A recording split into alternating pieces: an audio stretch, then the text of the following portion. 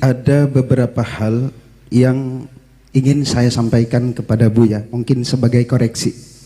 Satu, kitab Ghiyasul Umam fil Tiyasiz Zulam bukan karangan Imam Al-Juwaini, tetapi pada sore ini mohon maaf, sepertinya ulama tidak ada yang ragu, tetapi Buya Ar-Razi Hasim agak ragu. Kalau hadis itu yang dijadikan dasar bahwa baginda Rasul secara formal baru sudah menjadi Rasul sebelum dunia ini diciptakan, maka saya hari ini mau mengatakan bahwa saya sudah sejak dulu menjadi pengurus Aswaja NU Center sebelum dunia ini diciptakan. Tolong jawaban tentang hal itu lebih dijabarkan lebih luas lagi oleh Buya Ar-Razi Hasim. Terima kasih. Baik. Apa arti bu'isa? Ma makna bu'isa? Apa arti bu'isa? Apa artinya Kiai? Diutus sebagai seorang nabi secara formal. Itu kalam antum atau teksnya? Terserah Buya Ar-Razi. Enggak, saya tanya karena antum mengungkapkan teks, saya tanya, ma makna bu'isa? Antum umur segitu sudah sadar belum jadi ketua NU Center? Aneh tanya serius, udah sadar belum? Syai'ani mukhtalifani, dua hal yang berbeda. Antum menyadari sebagai ketua NU Center beda dengan Nabi SAW. Dua hal yang berbeda. Apakah kalam Ibnul Munzir yukhalifun Nabi SAW? Bisakah kalam Ibnul Munzir mengalahkan kalam Nabi? Mata tadri annaka nabiyyun. Kapan engkau tahu engkau seorang Nabi SAW? Gak bisa. Maka kalam itu bukan Ibnul Munzir yang salah. Anta mukhti fi fahmi ma'na al-bi'tsah. Kita berbicara bab nubuwah, la bi'tsah ya akhi. Ya, kita nggak ngomong tentang bi'tsah, muttafaq annahu bu'isa fil arba'in. Ini adalah multi level marketing yang sesungguhnya. Maka jangan ragu memulai wakaf dengan diri kita sendiri dan ajak orang lain. Baik, kemudian pelajaran selanjutnya Kiai Musi.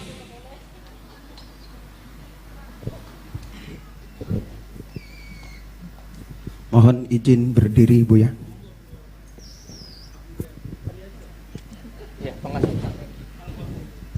Assalamualaikum warahmatullahi wabarakatuh.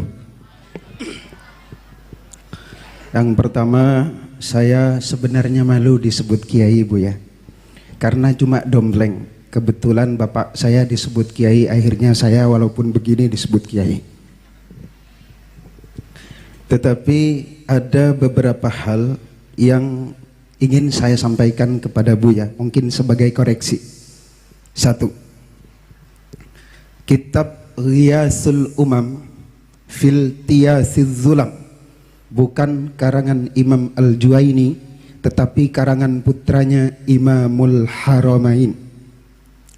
Dua,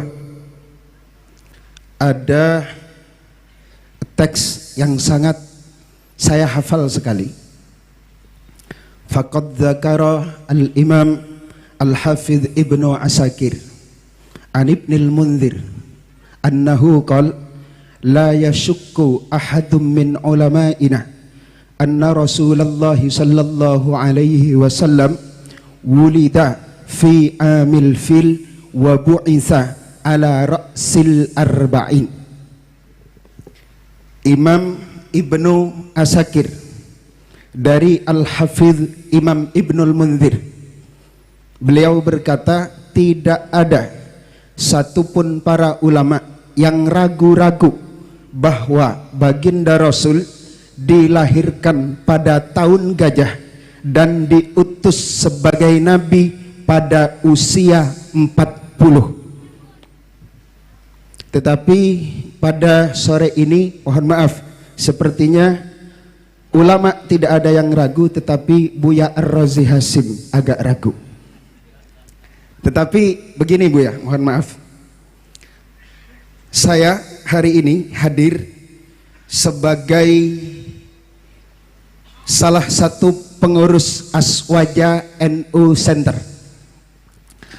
Kalau Buya tadi mengatakan ada hadis mata kunta nabiyan, kapan engkau ya Rasul dijadikan sebagai nabi oleh Allah Subhanahu wa taala? Beliau menjawab, kuntu nabiyan wa adam bainal ma'i wat turab. Kalau hadis itu yang dijadikan dasar bahwa baginda Rasul secara formal baru sudah menjadi Rasul sebelum dunia ini diciptakan, maka saya hari ini mau mengatakan bahwa saya sudah sejak dulu menjadi pengurus Aswaja NU Center sebelum dunia ini diciptakan. Kemudian yang keempat, mohon maaf, Cukup. kajian kita pada sore hari ini sepertinya bukan tentang urgensi kitab kuning dalam berbangsa dan bernegara, tetapi lebih ke pembahasan urgensi thariqah dalam berbangsa dan bernegara. Jadi kalau ada pertanyaan yang mengarah kepada hal-hal yang tentang bagaimana kiprah kalau kita memahami kitab kuning dalam berbangsa dan bernegara, tolong jawaban tentang hal itu lebih dijabarkan lebih luas lagi oleh Buya Ar-Razi Hasyim. Terima kasih. Baik. Nah, demikian Bu ya, langsung dijawab. Syukran atas tasihnya. Seharusnya antum salah satu pembicara pada sore ini ya. Syukran. Baik, mengenai yang pertama diriwayatkan oleh Imam Al-Hafiz Ibn Asakir, ana adri bihadhi riwayah, saya juga tahu riwayat ini ya. Beliau meriwayatkan dari Al-Hafiz Ibn Al-Munzir, tidak ada syak bahwa Nabi dilahirkan pada tahun fil, la syak. Wa bu'isa, la syak. Apa arti bu'isa? Ma makna bu'isa? Apa arti bu'isa? Apa artinya Kiai? Diutus sebagai seorang nabi secara formal. Itu kalam antum atau teksnya? Terserah Buya Ar-Razi. Enggak, saya tanya karena antum mengungkapkan teks, saya tanya, ma makna bu'isa? Hal fi farq baina bu'isa bi'sah dengan nubuwah, bi'satur risalah dengan nubuwah, fi farq. Enggak usah pakai kalam itu dulu, pakai kalam Imam Darimi aja. Ada di Sunan Darimi. Abu Darda bertanya, wahai Rasulullah, kapan engkau sadar? Mata tadri, kapan engkau sadar engkau seorang nabi? Enggak usah pakai kitab Ibnul Munzir, kejauhan itu mutaakhirin. Ini levelnya dia satu tabaqat dengan Imam Ahmad bin Hanbal. Wafatnya 255 Hijriah. Tetapi Imam Bukhari juga beberapa saat sama-sama berguru dengan beliau. Tapi umurnya lebih tua karena lahirnya 181 Hijriah. Ya, saya tahu antum ketua NU apa tadi? Aswaja Center. Ya, alhamdulillah, syukran, jazakallah khair ya. Ini hadis diriwayatkan oleh Imam Darimi, lahirnya tahun 181 Hijriah. Ketika Ibnu Barak wafat. Maka dia umurnya dekat dengan Ahmad bin Hanbal, pendiri Hanbali. Di situ ada riwayat, kapan engkau sadar wahai Rasulullah engkau seorang nabi? Jawaban Nabi SAW apa? Ketika aku bermain dengan anaknya Halimah, tiba-tiba dadaku dibedah, diambil oleh dua sosok terbang dari atas. Itu beliau sadar beliau seorang nabi. Antum umur segitu sudah sadar belum jadi ketua NU Center? Aneh tanya serius, udah sadar belum? Syai'ani mukhtalifani, dua hal yang berbeda. Antum menyadari sebagai ketua NU Center beda dengan Nabi SAW. Dua hal yang berbeda.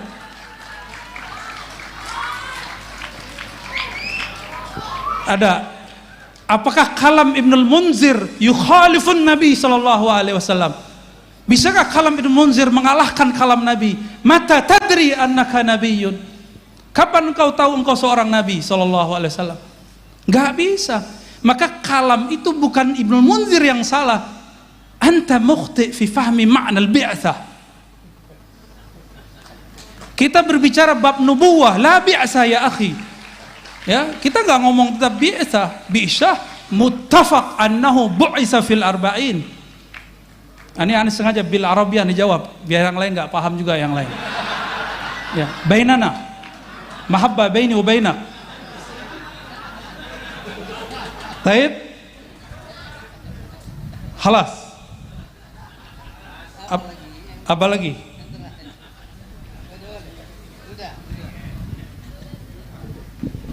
Baik, semakin sore kayaknya semakin seru ini. Apalagi nanti kalau Ibu Nyai sempat juga menyampaikan pemikiran-pemikirannya tentang tema kita pada sore hari ini. Oh, yang terakhir soal thariqah. Ya, halas.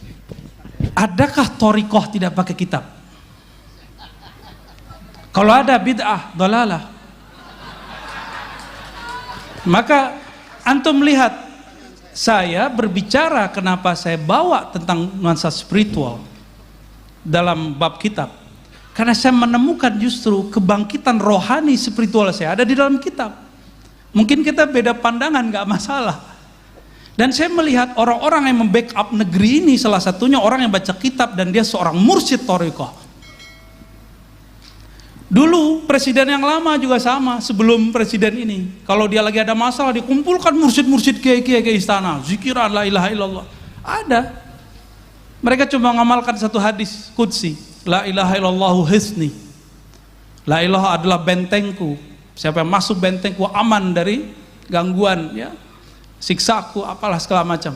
Itu dipakai, maka aman waktu memerintah. Sekarang dibongkar-bongkar lagi. Paham maksudnya ya? Adakah thariqah terlepas dari sosok seorang kiai?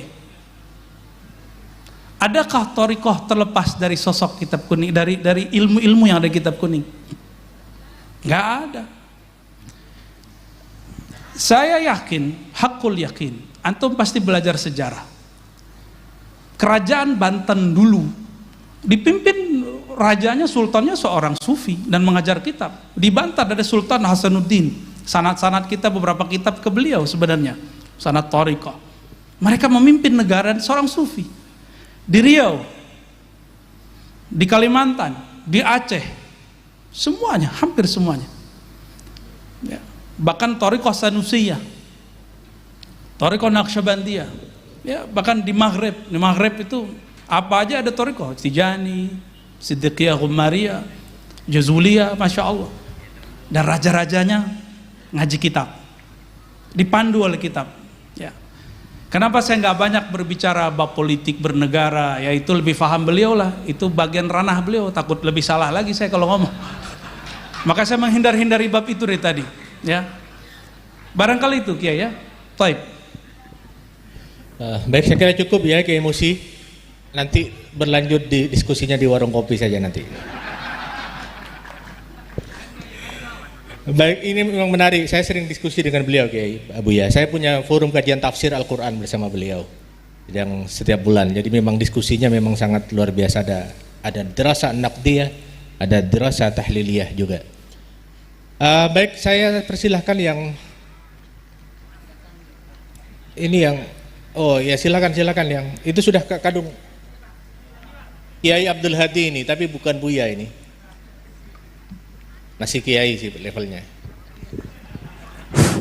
Assalamualaikum warahmatullahi wabarakatuh. Kalau yang tadi itu kiai beneran, kalau ini santrinya, santrinya Buya. Saya mengikuti channelnya Buya Rosi lebih 2 tahun. Alhamdulillah sejak corona jadi aktif mengikuti dengan nuansa kontroversinya. Tadi pemandu belum menjelaskan Buya ini sudah menikah, setahu saya di YouTube ya. Jadi tadi kalau ada yang menawarkan Mbak Kiai masih ada 2 putrinya, tidak tahu kalau mau menambah. Terus ini supaya nggak serius, yang 2 tadi sangat serius Buya. Saya ini sekarang yang tidak serius, Yang pertama yang saya tidak serius, saya mengharapkan Buya itu ngajar melalui channelnya, ya mungkin punya channel sendiri. Walaupun yang saya tahu di YouTube-nya itu beraneka ragam di masjid-masjid atau di majelis-majelis yang diadakan oleh artis-artis sehingga kita bisa mengikutinya. Itu satu. Yang kedua, ini selama saya mengikuti pengajian-pengajian Buya di YouTube, ada satu hal yang sampai sekarang mengganjal dalam diri saya. Bagaimana menyatukan akal, hati untuk satu arah. Dalam pengertian satu arah bisa menjadi hamba yang soleh di hadapan Allah. Kadang-kadang bertentangan antara yang ada di akal dengan yang ada di hati. Yang kedua, ini Buya terkait dengan penjelasan-penjelasan soal ilahiyah. Kadang-kadang akal sangat terbatas memahami soal ketuhanan. Tapi hati tidak terbatas. Walaupun tadi Buya menjelaskan sudah membatasi, cukup tafakkaru fi khalqillah wala tafakkaru fi dzatillah. Nah, tapi dalam penjelasan Buya itu banyak menjelaskan tentang Allah yang bersemayam dalam diri atau jiwa, tidak tahu apa itu di akal atau di hati. Saya yang nggak bisa, mungkin bisa dijelaskan oleh Buya. Terakhir terkait dengan Kiai Haji Abuya Busro Karim, tadi Buya meminta untuk bisa mendirikan Thariqah. Saya setuju itu. Thariqah siasa. Ini tambahan informasi ke Buya. Beliau ini ketua DPRD 2 periode, bupati 2 periode, ketua partai nggak ketemu periodenya.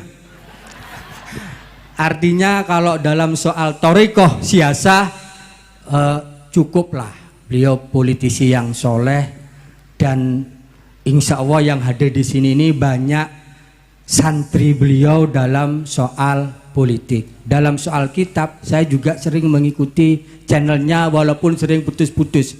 Seperti kata Buya tadi, mungkin pengelolanya masih perlu belajar IT lagi ya. Kalau yang Buya tidak langsung live enak terus karena memang dia kelola oleh pengelola yang profesional. Itu Buya, saya pikir tadi perdebatan-perdebatan yang muncul jangan menyebabkan bahwa perbedaan yang ada antara kita dan kehadiran Buya di sini membuat Buya kapok untuk hadir di Sumeneb khususnya dan di Madura. Kita semua walaupun tidak nyantri langsung kepada Buya, tapi kita nyantri melalui online. Terima kasih. Wallahul muwaffiq ila aqwamit thoriq. Wassalamualaikum warahmatullahi wabarakatuh. Assalamualaikum warahmatullahi wabarakatuh. Tidak ada perbedaan ya kalau semuanya disikapi secara dalam konteks munadharah. Saya kira tidak ada perbedaan. Semuanya sama dalam konteks melengkapi pengayaan khazanah kita tentang keislaman. Yang kedua tadi bahwa moderator memang tidak disuguhi kurikulum vitae. Jadi tidak sempat memperkenalkan beliau karena saya melihat bahwa al-ma'ruf la yu'arraf. Jadi orang yang sudah terkenal tidak perlu diperkenalkan lagi. Karena yang qabilu al-mu'athira itu hanya nakiratun. Sementara Buya sudah makrifat di mana-mana di channel YouTube-nya. Alhamdulillah kali ini kita datangkan langsung beliau dan sempat mengaji kepada beliau. Baik, pertanyaan soal akal dan hati Buya. Jadi hubungannya seperti apa? Kemudian suluk ilahiyah dan thariqah Kiai Busro ini. Silakan. Ya, Thariqah al-Bushrawiyah. Baik, Bapak Ibu, para kiai, para bocah mahasantri. Tadi ada yang terbakar kayaknya. Santai aja. Allahumma shalli ala Sayyidina Muhammad ya. Jidal munazarah bahsul masail itu masa lalu. Makanya saya menghindari biasanya jidal-jidal. Ya.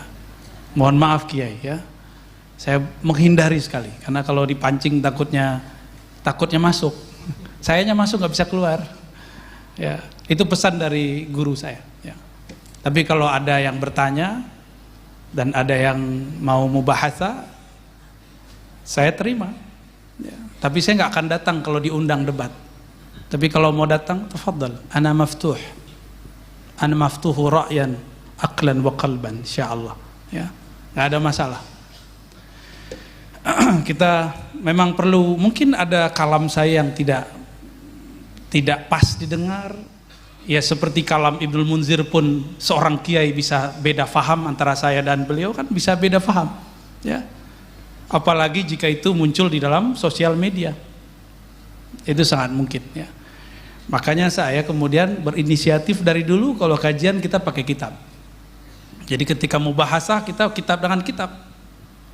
Tapi setahu saya sepanjang ini berdebat dan melihat sejarah perdebatan, orang berdebat kalah tidak terima, menang pun tidak ada rasa apa-apa. Dua-duanya kalah di sisi Allah. Karena dua-duanya sama hatinya keras. Satu hati keras merasa menang, merasa benar. Satu hati keras karena merasa malu. Itu kenapa Allah mengharamkan jidal. Yang boleh itu tas'al, ya, yang tidak menyebabkan isa'ah fil qulub, qaswah fil qulub, ya. Syukran tadi masukannya dari Pak siapa tadi? Ustaz Abdul Hadi, ya. Insya Allah nanti kita buat channel sendiri. Insya Allah nanti, ya. Insya Allah. Mungkin cari waktu yang kosong dulu lah kita. Ya. Bagaimana cara menyamakan, mepaskan antara kolbu dan akal? Sebenarnya akal kolbu itu tidak perlu dipisah-pisahkan seperti gambaran pikiran kita.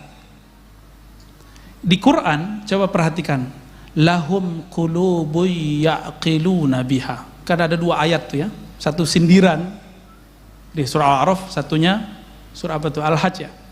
Al-Hajj 26 seingat saya. Mohon dikoreksi. Benar Al-Hajj, ya? Ya. Itu justru pujian.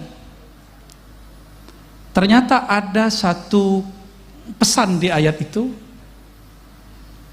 jadikan kolbu sebagai server, sebagai khazanah, sumber berta'akul, berfikir. Selama ini kita berfikir itu sumbernya hissi, hawas, apa yang terbaca, apa yang terlihat. Tapi kalau orang berfikir, sumbernya lahum qulubu ya'qiluna biha. Mereka jadikan kolbu sebagai dasar asas marja untuk berta'akul, bertafakur, maka akan indah perdebatannya, akan indah diskusinya. Karena kolbu itu adalah baitul adab. Kolbu itu tempat adab, karena Allah selalu menatapnya. Ketika seseorang tidak dengan kolbu, la adabalah, hilang adabnya. Ya. Nah, adab kalau ngaji, masih ingat kita kalau ngaji kirim Fatihah kepada musonif, benar gak? Itu supaya dari akal kita kembali yang liar ini dikembalikan ke rumahnya. Itulah rahasia baca Fatihah sebelum ngaji. Ya, tadi mungkin kita belum baca Fatihah sebelum ngaji, tapi kan tadi sudah dimulai doa, ya gak? Ya. Mungkin kita berdoa belum pakai kolbu, barangkali. Nah, itu yang membuat kita ketika ngaji, gurunya siapa aja, itu nggak akan bisa memilah nanti. Ya, barangkali itu. Maka mulailah, masuklah pintu dari tangganya, masuklah rumah lewat pintunya. Masuk pintu pun ada assalamualaikumnya. Nah, untuk membuka kolbu,